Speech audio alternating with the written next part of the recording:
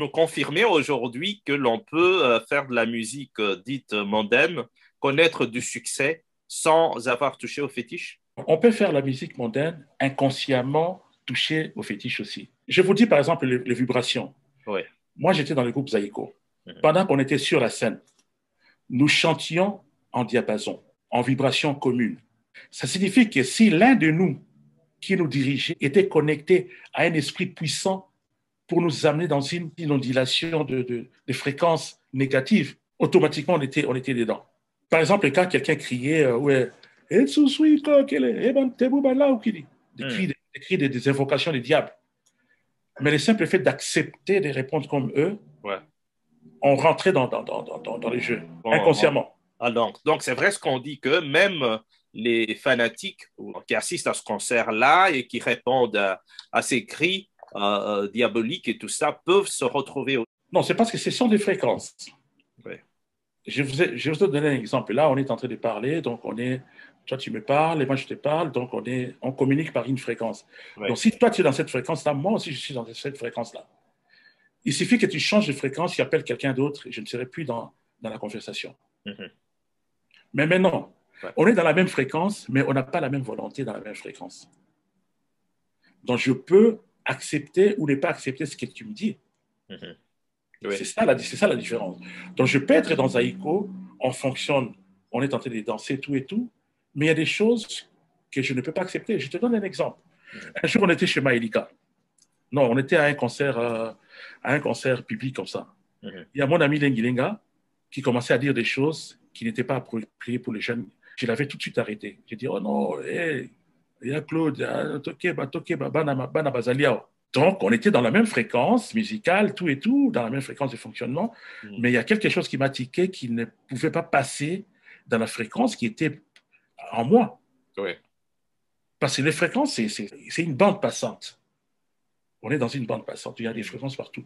Mais on choisit une fréquence pour fonctionner, mais les autres fréquences sont encore à côté, là, ça existe. Ouais. Tel que je te parle maintenant dans ma voix, on peut retrouver toutes les fréquences 440 Hz, 20 Hz, mais ils fonctionnent tous en même temps. Mhm. Mais ça peut rejeter des fréquences qui ne me mettent pas à l'aise.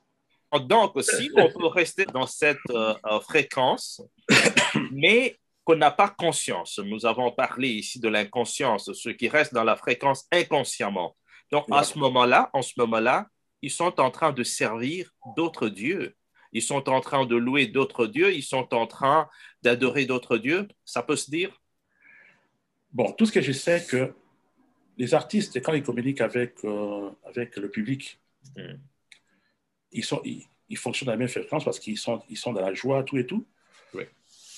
Mais le plus malin parmi les artistes peuvent utiliser ces moments-là pour envoûter les autres.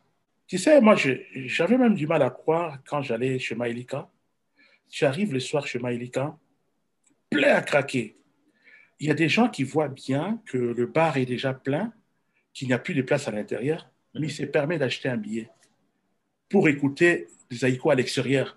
Donc ça dépasse la logique même. Moi, je viens assister au spectacle, au concert, je dois payer pour rentrer dedans pour voir les groupes jouer, Oui. mais on me dit que c'est plein, il n'y a plus de place, mais j'achète quand même un billet pour Pour rester rester dehors. dehors et écouter la chanson. Donc, tu vois, le niveau d'envoûtement, on est envoûté parce que on est accroché à quelque chose qui nous donne un plaisir. Mhm.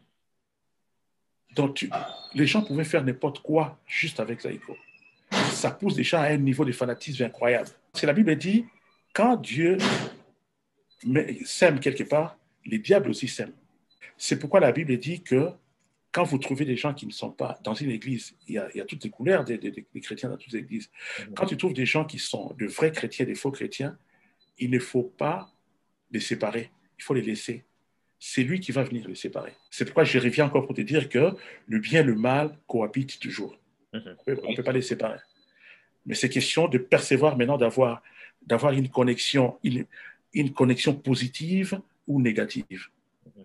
Donc, dans Zaïko, tout ce qui se passait dans Zaïko, ce n'était pas le mal. Il y avait aussi du bien.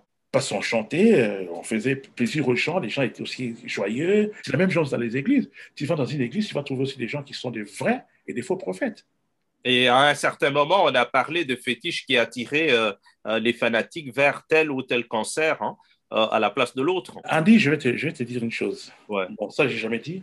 Mhm. Quand nous sommes partis à Togo, à Lomé, en 87 ou 6, non, 83 ou 83, je ne sais pas. Mhm. J'ai vraiment une mémoire courte là. On était 5 chanteurs. Nyokalongo, Dindo Yoko, Bimiombale, Lingilinga et moi. On était à 5. Mhm. Nous sommes arrivés à Lomé. Le concert, la tournée était organisée par la femme d'un colonel qui était le chef de la sécurité de Lomé. Mhm. Nous sommes arrivés comme à l'accoutumée. Dès qu'on arrive, on va inviter les chanteurs pour aller manger chez les producteurs et faire une promotion. On est allé chez la dame qui avait organisé. Elle s'appelait Maman Abeto. On est arrivé chez elle, on a mangé, on était à 5 chanteurs, plus elle, plus le chauffeur. Son mari n'était pas là. On commençait à parler, on échangeait quand on est sur la table, donc on mange, on échange. Et moi, d'habitude, dans les groupes, j'étais timide.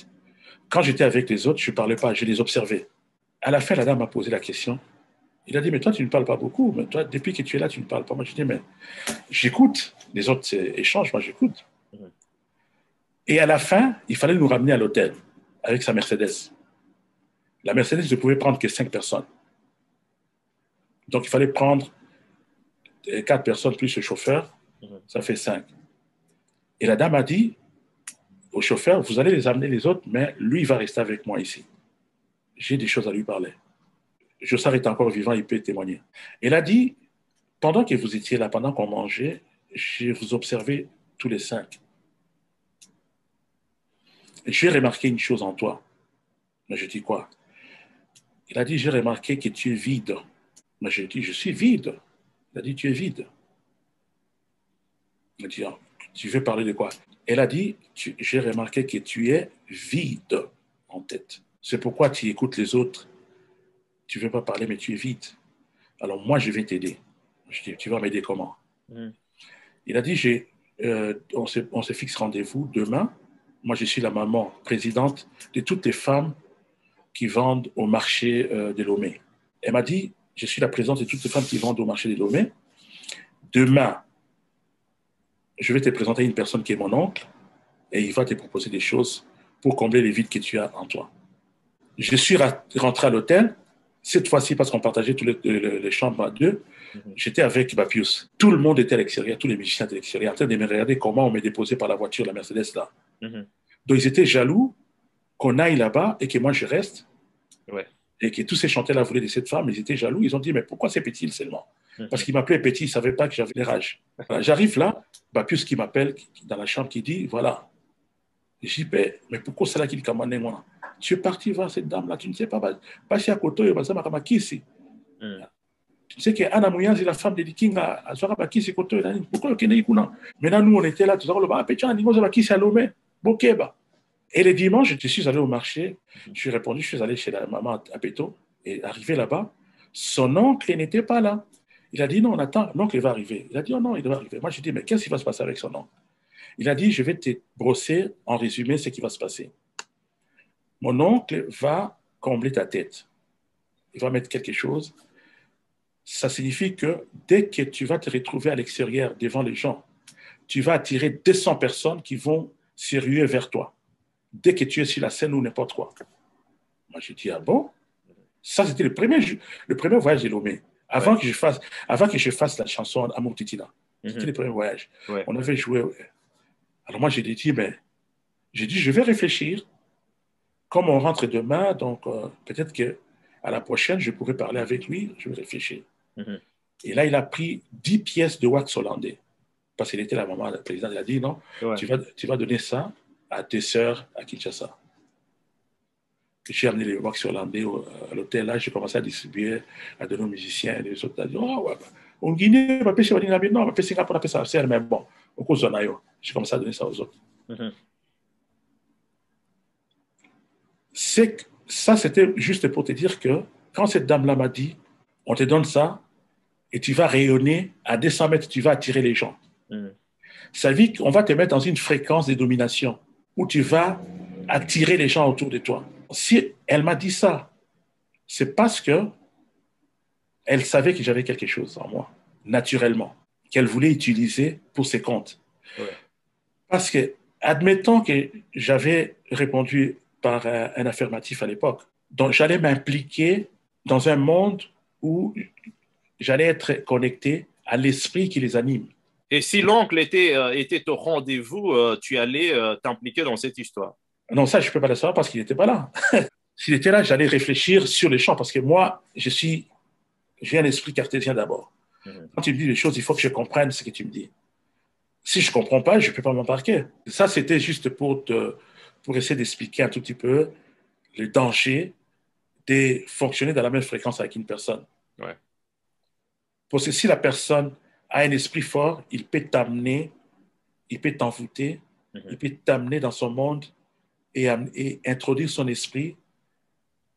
La Bible est claire. La Bible, il y a des passages bibliques qui disent clairement, il y a des gens qui viennent qui dans leur cœur sont des loups, mais qui viennent avec une carapace des agneaux. C'est ça. Ça existe partout.